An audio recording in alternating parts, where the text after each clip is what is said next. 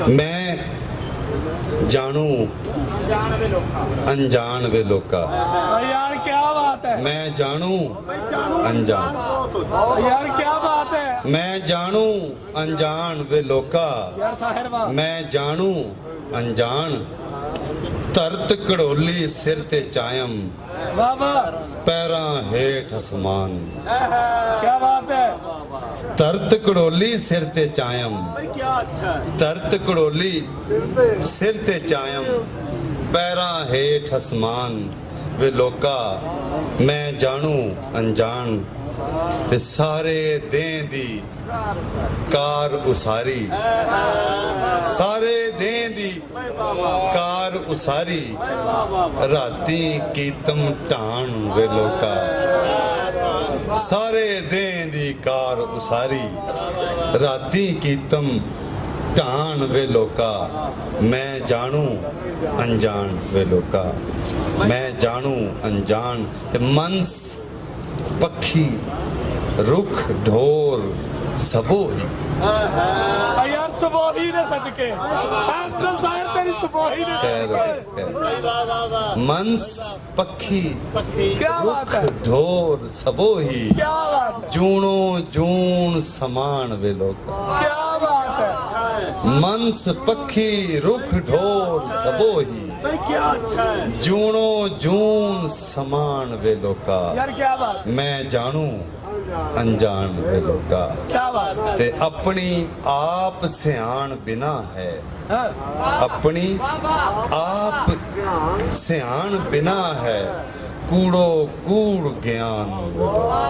यार क्या बात है, अपनी आप सियाण बिना है, फिर पढ़ो, वाह वाह, अपनी आप सियाण बिना है, यार क्या बात, अपनी आप पछाण बिना है वाह वाह, कूड़ो कूड़ ज्ञान वे लोका। यार वाह वाह, अपनी आप सियाण बिना है कूड़ो कूड़ ज्ञान वे लोका। यार क्या बात, मैं जानू अनजान वे लोका। यार अब्दुल ते साहिब वाह, कुल खुदाई जो है हाँ, वो है, वाह वाह, कुल खुदाई जो है वो है मेरी जिंद निशान वे लोका। वाह वाह वाह वाह, ਉਹਦੇ ਹੋਣ ਦਾ ਅਸੀਂ ਸਭ ਨਿਸ਼ਾਨ ਆ।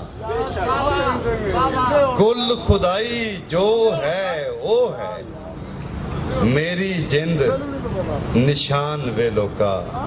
ਤੇ ਬਾਬਾ ਜੀ ਰਾਏ ਜੀ ਤਾਰਾ ਜੀ ਆਪ ਦੀ ਨਜ਼ਰ ਕਰ ਕਿ ਮੇਰੇ ਸਾਹ ਦੇ ਸ਼ੌ ਦਰਿਆਈ, हाँ, ਮੇਰੇ ਸਾਹ ਦੇ ਸ਼ੌ ਦਰਿਆਈ, ਮੇਰੇ ਸਾਹ ਦੇ ਸ਼ੌ ਦਰਿਆਈ ਮੌਤ ਕਰੇ ਅਸ਼ਨਾਨ ਦੇ ਲੋਕ।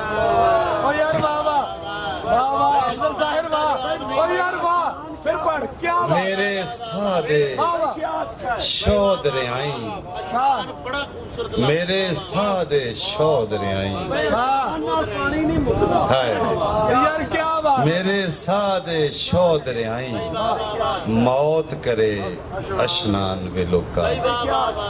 ਤੇ ਨਾ ਅੱਲਾ ਨਾ ਰਾਮ ਕਹਾਣੀ, साबर सुन, ਨਾ ਅੱਲਾ ਨਾ ਰਾਮ ਕਹਾਣੀ ਕੁਦਰਤ ਵਿੱਚ ਧਿਆਨ ਵੇ ਲੋਕਾ। ਕੁਦਰਤ ਵਿੱਚ ਧਿਆਨ ਵੇ ਲੋਕਾ, ਕੁਦਰਤ ਵਿੱਚ ਧਿਆਨ ਵੇ ਲੋਕਾ, ਕੁਦਰਤ ਵਿੱਚ ਧਿਆਨ ਵੇ ਲੋਕਾ। ਮੈਂ ਜਾਣੂ ਅਣਜਾਣ ਧਰਤ ਕੜੋਲੀ ਸਿਰ ਤੇ ਚਾਇਮ ਪੈਰਾਂ ਹੇਠ ਅਸਮਾਨ ਵੇ ਲੋਕਾ। ਮੈਂ ਜਾਣੂ ਅਣਜਾਣ। ਬੜੀ ਮਿਹਰਬਾਨੀ, ਥੈਂਕ ਯੂ। नहीं वो बहुत लंबी गल है, वो टाइम का नहीं, वो फिर पूरा रिदम नहीं होना। बहुत अच्छा बाबे ਇਹ ਸ਼ੇਰ ਲੈ ਕੇ ਤੇ ਪੜਦੇ ਨਹੀਂ ਕਿਹਦੇ ਨਾਲ ਕੀ ਕਰਦਾ, ਮੈਨੂੰ ਇਹਦੀ ਸਮਝ ਆ ਗਈ ਹੈ। ਇਹ ਬੜਾ ਨਹੀਂ ਇਸ ਤਰ੍ਹਾਂ ਨਹੀਂ। ਬਾਅਦ ਵਾਰੀ ਮੈਨੂੰ ਨਾ ਕਦੀ ਕਦੀ ਸ਼ਾਇਰ ਵੀ ਨਾ ਐਵੇਂ ਰੱਬ ਤੋਂ ਨੇੜੇ ਹੋ ਕੇ ਨਿਬੜਦਾ।